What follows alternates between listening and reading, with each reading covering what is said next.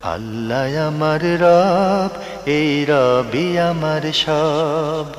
দামে দামে তুন মনে তারি অনুভব।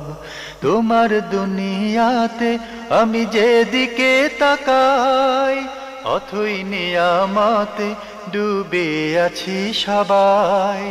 পাক পাখালির গানে শুনি তসবি কলো রব, তসবি কলো রব। আল্লাহ আমার রব, এই রবি। আসসালামু আলাইকুম। আলহামদুলিল্লাহ, আসসালাতু ওয়াসসালামু আলা রাসূলিল্লাহ। প্রিয় দর্শক, আপনারা যারা দেশে আছেন প্রবাসে, সবাইকে জানাই অনেক অনেক প্রীতি ও শুভেচ্ছা। শুরু হলো এনটিভি আয়োজিত এবং লাভ হলো নিবেদিত অনুষ্ঠান আপনার জিজ্ঞাসা। আপনাদের সাথে আছি আমি জাইনুল আবেদিন আজাদ। আর আপনাদের মনোজাগা প্রশ্নের জিজ্ঞাসার জবাব দিচ্ছেন বিশিষ্ট আলেম ডক্টর মোহাম্মদ সাইফুল্লাহ। আসসালামু আলাইকুম ওয়া রাহমাতুল্লাহি ওয়া বারাকাতুহু। প্রিয় দর্শক, চলুন তাহলে জিজ্ঞাসার জগতে। শুরুতে একটি ইমেল পাঠিয়েছেন মোহাম্মদ সুজন। লিখেছেন, 1 বছরের কম বয়সী ছাগল দিয়ে কি আকিকা করা যাবে? হ্যাঁ, ছাগল বা দুম্বা বেড়া যদি মানে অনেকটা বড়সড় হয়, হৃষ্টপুষ্ট হয়, তাহলে 6 মাস ঊর্ধ্ব হলেই এতে আকিকা করা জায়েজ আছে। কিন্তু শর্ত হচ্ছে 1 বছর হওয়া। স্বাভাবিকভাবে শর্ত হচ্ছে 1 বছর হওয়া। সেক্ষেত্রে রাসূলুল্লাহ সাল্লাল্লাহু আলাইহি ওয়াসাল্লাম কিছুটা ছাড় দিয়েছেন। যদি এমন হয় যে 1 বছরের কাছাকাছি হয়ে গিয়েছে, 1-2 দিন বা 10 দিন 15 দিন, তাহলে এটা মাফু হচ্ছে মানে ক্ষমাযোগ্য, মানে কারণ এটা 1 বছরই ধরা হয়। যখন 11 মাস উত্তীর্ণ হয়ে যায় তখনই 1 বছর। তো আমাদের এখানে দেখা যায় যে একেবারে অনেকে মনে করেন যে কানায় হিসাব 365 দিন হতে হবে, 365 দিন হতেই হবে, তাহলে 1 বছর হলো, এমন শর্ত নয়। যদি বোঝা যায় স্বাভাবিকভাবে যেটি মোটামুটি 1 বছরের একটা ছাগল যে স্ট্যান্ডার্ড, অনেক ছাগল আছে যে 1 বছরের স্ট্যান্ডার্ডে পৌঁছে গিয়েছে এবং বরং 1 বছরের চেয়ে আরও 2 বছরের 1.5 বছরের মানে মনে হচ্ছে যেন, কিন্তু বয়স কম, অনেক তাগড়া, হৃষ্টপুষ্ট, সেক্ষেত্রে এর মাধ্যমে আকিকা করা জায়েজ করতে পারবেন। আমরা জানলাম বিষয়টি সম্পর্কে। প্রিয় দর্শক আরও লিখেছেন, গরু ছাগলের হাড়ের মধ্যকার মজ্জা কি খাওয়া জায়েজ? যেটা খাওয়া যাবে করলে বৈধ, তার সব কিছুই বৈধ। সুতরাং গোশত খাওয়া যদি বৈধ হয়, তাকে গোশতের মধ্যে যা আছে সেটা হাড় মজ্জা সবই বৈধ। আমরা জানলাম এই বিষয়ে বোধহয় বেশি কথা দরকার নেই। আমরা জানলাম যে গরু ছাগলের হাড়ের মধ্যকার মজ্জা তো আমরা মজা করে খেয়ে থাকি এবং সেটা জায়েজ। আরেকটি ইমেল পাঠিয়েছেন আবু বকর, বিজয়নগর, ঢাকা থেকে। আপনি তো ছোট্ট প্রশ্ন করেছেন, কিন্তু প্রশ্নের আগে আপনি আবার কিছু কথা বলেছেন। প্রশ্ন আমার একটাই, তাড়াতাড়ি উত্তর চাই, কবে উত্তর পাব? তাড়াতাড়ি উত্তর আপনি চেয়েছেন, কিন্তু ধৈর্য ধরতে হয়, অনেক প্রশ্ন আসে তো, একটু ধৈর্য ধরা ভালো। তবে আপনার এই আবেগ দেখে আমরা আপনার প্রশ্নটা আগে পড়ছি। তো সামনে আপনি ধৈর্য ধরবেন, আমাদের শেয়ারিং হতে হবে, কেয়ারিং হতে হবে, অন্য জন্য আমাদের জায়গা ছেড়ে দিতে হবে। আপনার প্রশ্নে যাই। আপনি লিখেছেন, ভূত বলে কি কিছু আছে? আমাদের গল্পে, উপন্যাসে, সাহিত্যে তো ভূতের ছড়াছড়ি। এ বিষয়ে ইসলাম কি বলে? আপনি কিন্তু বলেছেন গল্পে, উপন্যাসে, সাহিত্যে ভূতের ছড়াছড়ি। আপনার কাছে আমার প্রশ্ন, আপনার কি মনে হয়, কি বলবেন? না, ভূত যেটাকে বলা হয় থাকে, এটি আসলে এর কোনো অস্তিত্ব আছে কোরআন এবং হাদিসের কোনো দলিলের মাধ্যমে বোঝা যায় না। আদৌ কি ভূত বলতে জিনকে বোঝানো হয়েছে? না। যারা ভূতে যে থিম বা চিন্তা দিয়েছেন, তারা একটা কাল্পনিক চিন্তা দিয়েছেন, কল্পনা। এটা একেবারে কল্পনা, কল্পিত একটি চিন্তা। আপনার উদাহরণ থেকে আপনি নিজেই বুঝতে পারবেন, গল্প, উপন্যাস এগুলো কল্পিত বই, কল্পিত রচনা। তো এই ধরনের কল্পনা জগতে যারা বিরাজ করেন, তারা কল্পিত কিছু চিত্র বা কিছু বৈশিষ্ট্য নিয়ে আসেন। তার মধ্যে ভূত এই ধরনের একটি। সেটাকে বিভিন্নভাবে অলিক দৃশ্য দেখানো হয় তাকে। এর কোনো অস্তিত্ব, কোনো বাস্তবতা আছে কোরআন এবং হাদিস দ্বারা প্রমাণিত নয়, আর বিজ্ঞান তো এটাকে কোনোভাবেই সমর্থন করে না। আমাদের হাতে আরও একটি ইমেল পাঠিয়েছেন নরসিংদী ঘোড়াশাল থেকে মুস্তাক আহমেদ। আপনি বলছেন যে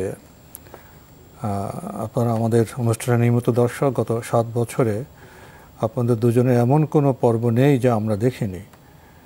এরপরে আপনি লিখেছেন, আমার প্রথমবার প্রশ্ন পাঠানোর আপনি সময় উল্লেখ করেছেন যে অনেক বেশি সময় পরে উত্তর দিয়েছিলেন, এই জন্য প্রশ্ন পাঠাতে উৎসাহ কম হয়।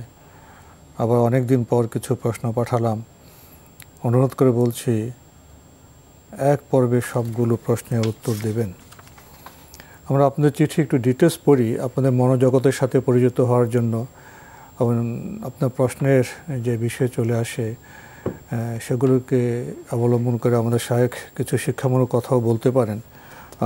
আপনার সবগুলো প্রশ্ন, আপনার 7টি প্রশ্ন, এগুলো দীর্ঘ আলোচনার দাবি রাখে। আমরা কি আপনার 7টি প্রশ্ন দিয়ে একটি অনুষ্ঠান বা পর্ব শেষ করে ফেলব?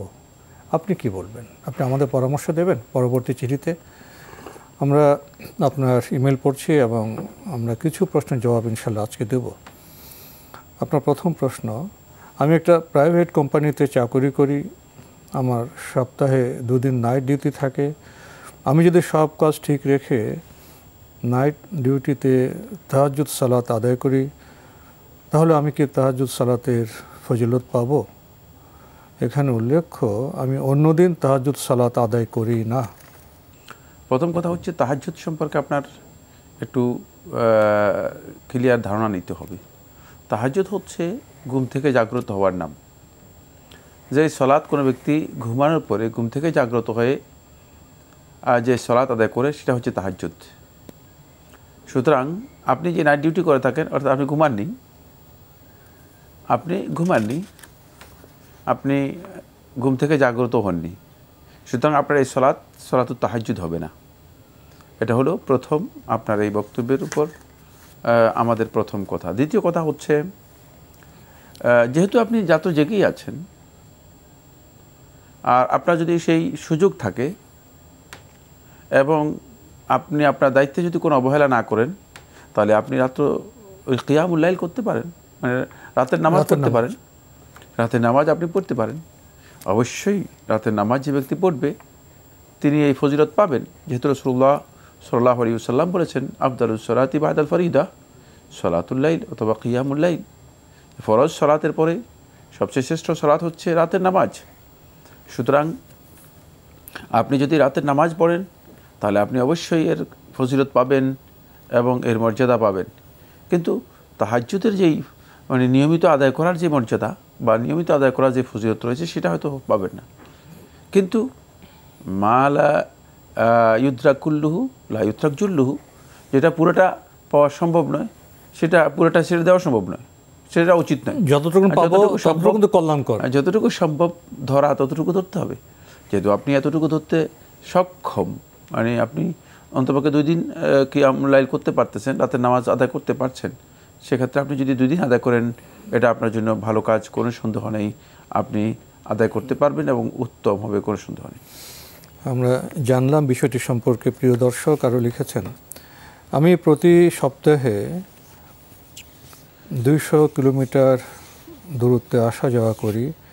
শীতের সময় আসর ও মাগরিব নামাজের ওয়াক্ত গাড়ির মধ্যে থাকতে শেষ হয়ে যায়। এমত অবস্থা আমি কি করব? জোহর ও আসর একসাথে পড়ে গাড়িতে উঠব? এখানে উল্লেখ্য, গাড়ি থেকে নেমে নামাজ পড়তে গেলে আমার গাড়ি ভাড়া বেশি যাবে এবং গন্তব্যে যেতে সময় বেশি লাগবে। যেহেতু আপনি সফরে রয়েছেন, যখনই আপনি সফরের উদ্দেশ্যে বেরিয়ে যাবেন তখন আপনি জোহর এবং আসর একসাথে করে আদায় করতে পারেন যদি আপনি জোহরের ওয়াক্তে বের হন।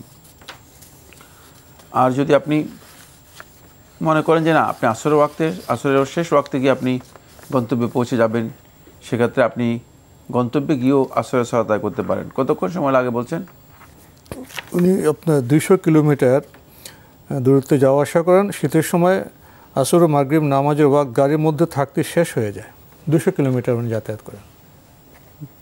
হ্যাঁ, সেক্ষেত্রে আপনি জোহর এবং আসরের ওয়াক্ত যদি শেষ হয়ে যায়, জোহর এবং আসরের ওয়াক্ত আপনি জমা করতে পারেন মুসাফির হিসেবে, জমে তাকদিমও করতে পারেন, আগে আদায় করতে পারেন, অথবা জমে তাখির দেরি করেও আদায় করতে পারেন। দেরি করে অর্থাৎ দ্বিতীয় ওয়াক্তের মধ্যে আদায় করতে পারবেন, আসরের ওয়াক্তের মধ্যে অথবা জোহরের ওয়াক্তের মধ্যে। জি ভাই মোস্তাক আহমেদ, আপনার ইমেল পড়ছিলাম, আপনি আরও লিখেছেন, রাস্তাঘাটে চলাফেরা করার সময় নানা রকম ভিক্ষুক দেখতে পাই, যাদের বেশিরভাগই পেশাদার মনে হয়। রেল স্টেশনে দীর্ঘদিন যাবৎ কিছু ভিক্ষুক দেখি যারা বছরের পর বছর ভিক্ষা করছে। আবার এমনও দেখি এসব ভিক্ষুকের চেয়ে বেশি মাজুর মানুষ ভিক্ষা না করে নিজেও কিছু করছে। যেমন একজন বয়স্ক অন্ধ ব্যক্তিকে দেখি ভিক্ষা না করে চকোলেট বিক্রি করে। তখন আমার মনে হয় এই লোক ভিক্ষা না করে চকোলেট বিক্রি করতে পারলে তার চেয়ে ভালো লোক কেন ভিক্ষা করে? এরকম মনে হওয়ার কারণে আমার ভিক্ষা দিতে মন চায় না। এটা কি আমার উচিত হচ্ছে? আপনার কাছে যদি মনে হয় যে লোকটি পেশাদার ভিক্ষাবৃত্তি করছে, তাহলে আপনি যদি তাকে না দেন, নাও দিতে পারেন। আর যদি মনে করেন যে না, পেশাদার নয়, আসলেই সে অভাবের কারণে ভিক্ষাবৃত্তি করছে, তাহলে তাকে দিতে পারেন। কিন্তু যে ব্যক্তি চায়, মানে যে চাচ্ছে, হতে পারে যে তার অভাব আছে, হতে পারে তার অভাব রয়েছে, সুতরাং যদি চায় আপনার কাছে, আপনি যদি দেন, এতে আপনার সব আপনি পেয়ে যাবেন। আপনি এখন ওই লোক কী করতেছে, ওই লোকের পেশাজীবী কিনা, অথবা তার আদৌ অভাব আছে কিনা, এগুলো জিজ্ঞাসাবাদ করা, তার অনুসন্ধান চালানো, অথবা তার পিছনে গোয়েন্দাগিরি করা, এগুলো আপনার দরকার নেই। একজন ব্যক্তি চাচ্ছে, সে অভাবের কথা বলছে, আপনি সে অভাবকে সামনে রেখে তাকে দান করতে পারবেন, দান করা জায়েজ। সেক্ষেত্রে যদি মনে হয় যে পেশাবৃত্তি করছে বা ভিক্ষাকে পেশা হিসেবে গ্রহণ করেছে, সেক্ষেত্রে আপনি তাকে না দিলে আপনি কোনো অসুবিধা নেই, কিন্তু দিলে আপনি সব পেয়ে যাবেন, এতেও কোনো সন্দেহ নেই। কারণ আমরা এখন যদি আপনি মনে করেন যে রাস্তাঘাটে যারা আছে সবাই পেশাদার ভিক্ষাবৃত্তি করতেছে, তাহলে তো আপনি আসলে হতে পারে যে অভাবী আছে, এর মধ্যে হতে পারে যে অনেক কষ্টে আছে, এমন ব্যক্তি আছে। সুতরাং যেহেতু আমরা এই তারতম্য করার মতো, এই পার্থক্য করার মতো আমাদের কাছে কোনো নির্ভরযোগ্য কোনো, এটাকে কী বলা হয়, তাকে মানদণ্ড নেই, কিসের ভিত্তিতে করব, কোনো পদ্ধতি তো নেই। সুতরাং সেক্ষেত্রে ইসলামের বিধান হচ্ছে যে চাচ্ছে ভিক্ষুক অভাবী, ওয়া আম্মা সাইলা ফালা তানহার, আর ভিক্ষুককে তোমরা ফালা তানহার, কোনোভাবে ধমক দিবে না, ধমক দিয়ে তাড়িয়ে দিবে না। সুতরাং যে ব্যক্তি ভিক্ষা চাচ্ছে, তাকে আপনি ভিক্ষা আপনার কাছে থাকলে আপনি দিতে পারেন, কোনো অসুবিধা নেই, এতে অবশ্যই আপনি সব পেয়ে যাবেন ইনশাআল্লাহ তাআলা। আর কেউ যদি পেশাদার হয়ে ভিক্ষা করে অর্থ লোভে, সেটা তো তার ব্যাপার, সেজন্য সে দায়ী হবে। যে দান করবেন তার তো কোনো দায় নেই। না। প্রিয় দর্শক, আমরা আপনার আজকে কয়েকটি প্রশ্নের জবাব দেওয়ার চেষ্টা করলাম। আপনার অনেক প্রশ্ন রয়ে গেছে, ইনশাল্লাহ আগামীতে আমরা ধীরে ধীরে আপনার ওই সব প্রশ্নের জবাব দেওয়ার চেষ্টা করব। প্রিয় দর্শক, আমাদের হাতে একটি ইমেল পাঠিয়েছেন মোহাম্মদ ফরিদ আহমেদ। লিখেছেন, বাংলাদেশের নতুন শিক্ষাক্রমের বই নিশ্চয়ই দেখেছেন। উক্ত বইয়ে দেখলাম সামাজিক বিজ্ঞান ও ইতিহাস বইতে ভারতীয় উপমহাদেশের মুসলিম শাসকদের ভিলেন বানানো হয়েছে, মুসলিমদের পর্দা এবং দাড়িকে ব্যঙ্গ করা হয়েছে, ডারউইনের বিবর্তনবাদ নতুন করে সংযুক্ত করা হয়েছে, সমকামিতাকে সুকৌশলে রূপকভাবে প্রমোট করার চেষ্টা করা হয়েছে।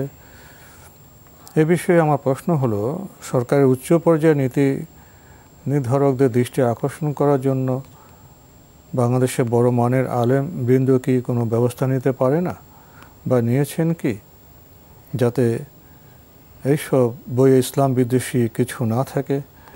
নয়তো সাধারণ মানুষ তো ক্রমে ক্রমে নাস্তিকতা এবং ইসলাম বিদ্বেষী মনোভাব নিয়ে বড় হবে। এটা আমাদের কাছে প্রশ্ন না করে বড় পর্যায়ের আলেম যারা আছে তাদেরকে আপনি উদ্বুদ্ধ করুন, তাদের সাথে আপনি যোগাযোগ করুন। আমাদের বিশ্বাস অবশ্যই যারা যোগ্য আলেম রয়েছেন তারা এই বিষয়ে সরকারের ঊর্ধ্বতন যেই দায়িত্বশীল আছেন তাদের সাথে যোগাযোগ করবেন, পরামর্শ দেবেন, কথা বলবেন এবং সরকারকে এ বিষয়ে জানাবেন, যাতে করে সরকারের যে ঊর্ধ্বতন কর্তৃপক্ষ রয়েছে যারা এই কাজের সাথে জড়িত, তারা সহ সবাই যেন এ বিষয়ে চিন্তা করতে পারে এবং যথাযথ পরিবর্তন আনতে পারে। আকীদা এবং ঈমান বিধ্বংসী কোনো ধরনের চিন্তাধারা মুসলিমদের উপর যদি কেউ চাপিয়ে দেওয়ার জন্য চেষ্টা করেন, তিনি ভুল করবেন, এটাই মুসলিমরা তাদেরকে জানাবেন এবং এ বিষয়ে সুস্পষ্ট বক্তব্য দেয়। আমি মনে করি সকল পর্যায়ে আলেমদের জন্য উচিত। আমরা খুবই গুরুত্বপূর্ণ বিষয়ে অবগত হলাম। প্রিয় দর্শক, মানুষের কাজে তো ভুল থাকতে পারে। শিক্ষাক্রমের আপনি যে বলছেন নতুন বইতে আপনার বিবেচনায় কিছু ভুলের বিষয় আপনি উল্লেখ করেছেন, এবং যারা নীতি নির্ধারক তাদের দৃষ্টি আকর্ষণ তো করা যেতে পারে, এবং এটি তো জ্ঞানভিত্তিক সমাজে এটি তো বিধান, এটি তো নিয়ম যে কোনো ভুল থাকলে দৃষ্টি আকর্ষণ করা হলে সেটা সংশোধন হবে, এটা পরিমার্জন হবে, পরিশীলিত হবে। তো দৃষ্টি আকর্ষণ তো করা যেতে পারে, এবং দৃষ্টি আকর্ষণ অনেকে তো করেছেন নানা বক্তব্যের মাধ্যমে। আর আমাদের যে সমাজ, এই সমাজটা তো সামাজিক সাম্প্রদায়িক সম্প্রীতির সমাজ। আমাকে চাইবো যে অন্য কোনো ধর্মের কোনো বৈকিক বিকৃত হোক না, আমরা মুসলিম হিসেবে আমরা চাইতে পারি না। যার যার ধর্ম বিকৃত থাকবে, বক্তব্য থাকবে, বস্তুনিষ্ঠ সত্যনিষ্ঠ বক্তব্য প্রকাশ হবে। ঠিক তেমনিভাবে ইসলামের ব্যাপারেও যদি কোনো বক্তব্য রাখা হয়, মুসলিমদের আকীদা বিশ্বাসের বিরুদ্ধে কোনো বক্তব্য রাখা হয়, তাহলে আমার মনে হয় অন্য ধর্মের ভাইরাও তো সেটাকে ঠিক ভালো মনে করে নেবেন না। প্রত্যেক ধর্মের বিকৃত প্রকাশ একটি নৈতিক দায়িত্বের বিষয়। কেউ যদি সেখানে ভুল কিছু করে থাকে, ভুল সংযোজন হয়, সেটা অবশ্যই সংশোধন হওয়া প্রয়োজন। আপনি দৃষ্টি আকর্ষণ করলেন, আলেমরা বিভিন্নভাবে দৃষ্টি আকর্ষণ করছেন। আমরা ব্লেম গেমে বিশ্বাস করি না, আমরা সংশোধনে বিশ্বাস করি। এটাই আমাদের রাসূল, যিনি রাহমাতুল্লাহ আলামিন, তার কর্মপন্থা ছিল। আমরাও সেই সংশোধনের নীতিতে বিশ্বাস করি। যেখানে যেখানে যে ভুল আছে সেটা সংশোধিত হবে, এবং যারা সংশ্লিষ্ট দায়িত্বশীল ব্যক্তি, নীতি নির্ধারক, আশা করব তারাও ভুল সংশোধনে এগিয়ে আসবেন। প্রিয় দর্শক, আমাদের হাতে একটি চিঠি পাঠানো হয়েছে। হক বেকারি, দুনিয়া, ঢাকা থেকে লিখেছেন, ফরজ গোসলে প্রথমে 2 হাতের কবজি 3 বার ধুয়ে নেওয়া ও পরে নাজাসাত থাকলে পরিষ্কার করতে হয় শুনেছি। প্রশ্ন হলো, এখানে 2 হাতের কবজি 3 বার ধোবো কি অজুর মতো করে ওভাবেই? জি, উজুতে যেভাবে ধুতো করা হয় থাকে ঠিক সেভাবেই প্রথমে 2 হাতের কবজি 3 বার ধুতো করবেন। জি। আরও লিখেছেন, সীমা লঙ্ঘনকারীরা ধ্বংস হবে, সাধারণ মানুষরা বুঝবে কিভাবে দিনের ভিতর কোন কাজগুলি সীমা লঙ্ঘনের, মূলনীতি কি, এসব বোঝার? এই গুরুত্বপূর্ণ একটি প্রশ্ন করেছেন, কিন্তু একাডেমিক প্রশ্ন, অনেক দীর্ঘ একটি আলোচ্য বিষয়। প্রথম কথা হচ্ছে, সীমালঙ্ঘন বলা হয় কাকে? এটাকে আপনি বুঝতে যদি পারেন, সীমালঙ্ঘনকে যদি আপনি বুঝতে পারেন, তাহলে আপনি বাকি অংশটুকু বুঝতে সহজ হবে। সীমালঙ্ঘন হচ্ছে যার জন্য যে নির্ধারিত একটা গণ্ডি দেওয়া আছে, পরিধি দেওয়া আছে, সেই পরিধি অতিক্রম করে মানে অন্যের জায়গায় প্রবেশ করার অপচেষ্টা করা, এটা হচ্ছে সীমালঙ্ঘন। যেমন একজন বান্দা হিসেবে তাকে একটা সীমা দেওয়া আছে, সেই সীমাকে সে অতিক্রম করবে, এটা সীমালঙ্ঘন। হালাল এবং হারামের একটা বাউন্ডারি দেওয়া আছে, যদি কেউ মানে এই বাউন্ডারি অতিক্রম করে অন্য জায়গায় চলে যায়, সেটা সীমালঙ্ঘন। যেহেতু আল্লাহ সুবহানাহু ওয়া তাআলা এগুলোকে হুদুদ, আল্লাহ তাআলা সীমারেখা বলেছেন, তিলকা হুদুদুল্লাহি ফালা তা'তাদুহা, এগুলো হচ্ছে আল্লাহ তাআলার হুদুদ, সীমা। ফালা তা'তাদুহা, তোমরা এই সীমাগুলো অতিক্রম করো না। সুতরাং এখানে আল্লাহ সুবহানাহু ওয়া তাআলা একটা বাউন্ডারি দিয়েছেন। বান্দা হিসেবে তিনি এই বাউন্ডারি কী করবেন? অতিক্রম করতে পারবে না। যে ব্যক্তি এই বাউন্ডারি অতিক্রম করবে, সেই সীমা লঙ্ঘন করলো।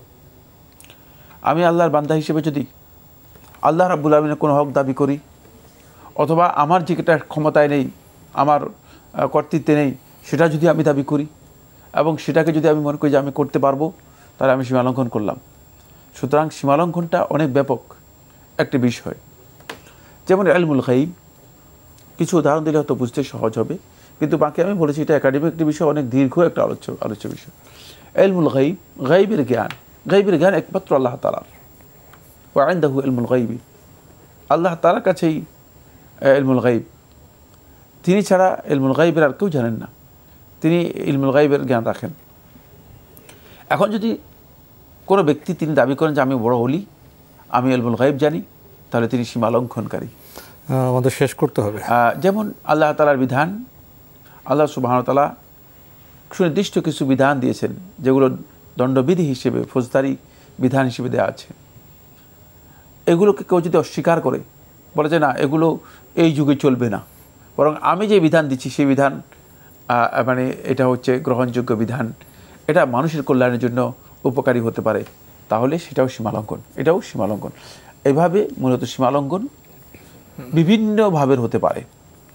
ব্যক্তির অবস্থান থেকে ব্যক্তিগতভাবে সীমালঙ্ঘন হতে পারে, অথবা আরও মানে প্রশস্ত অঙ্গনেও সীমালঙ্ঘন হতে পারে। দায়িত্বের উপর নির্ভর করবে। দায়িত্বশীল যাকে যে দায়িত্ব দেওয়া হয়েছে, সে দায়িত্বের ব্যাপারে যদি তিনি অবহেলা করে থাকেন এবং সেটাকে যদি নসিহতের সাথে সম্পন্ন না করেন, তাহলে তিনি সীমালঙ্ঘনকারী হবেন। সুতরাং সীমালঙ্ঘন অনেক গুরুত্বপূর্ণ এবং দীর্ঘ একটি বিষয়। আল্লাহ তাআলা সীমালঙ্ঘন থেকে আমাদেরকে রক্ষা করুন। তো আজকে আমাদের এখানেই শেষ করতে হচ্ছে। আপনাকে অনেক ধন্যবাদ। আপনাকে অনেক ধন্যবাদ। প্রিয় দর্শক, আমরা দেখছিলাম এনটিভি আয়োজিত এবং লাভ হেলো নিবেদিত অনুষ্ঠান আপনার জিজ্ঞাসা। আমাদের অনুষ্ঠান আপনারা এনটিভি অনলাইনেও দেখতে পারবেন। ভিজিট করুন www.ntvbd.com। এছাড়া ইউটিউবে এবং আমাদের ভেরিফাইড ফেসবুক পেজে অনুষ্ঠান দেখতে পারবেন। সীমা লঙ্ঘন থেকে আমাদের বাঁচতে হবে। সীমা লঙ্ঘন করলে দুনিয়া এবং আখিরাতে আমরা ক্ষতির সম্মুখীন হব। আজকে প্রশ্নের উত্তরের মাধ্যমে আমরা এই বিষয়ে আশা করব সচেতন হওয়ার মতো চেতনা ফিরে পাব। চিঠি লিখুন, প্রশ্ন পাঠান আমাদের ঠিকানায়। পরিচালক আপনার জিজ্ঞাসা, এনটিভি, বিএসসিসি ভবন, 7ম তলা, 102 কাজী নজরুল ইসলাম অ্যাভিনিউ, কারওয়ান বাজার, ঢাকা 1215। ইমেল অ্যাড্রেস আপনার জিজ্ঞাসা @ntvbd.com। প্রিয় দর্শক, মহান আল্লাহ আমাদের সবাইকে নিরাপদে রাখুন, রাখুন শান্তিতে। আসসালামু আলাইকুম। আল্লাহ আমার রব, এই রবি আমার সব, দামে দামে তুন মনে তারি অনুভব। আল্লাহ আমার রব, এই রবি আমার সব।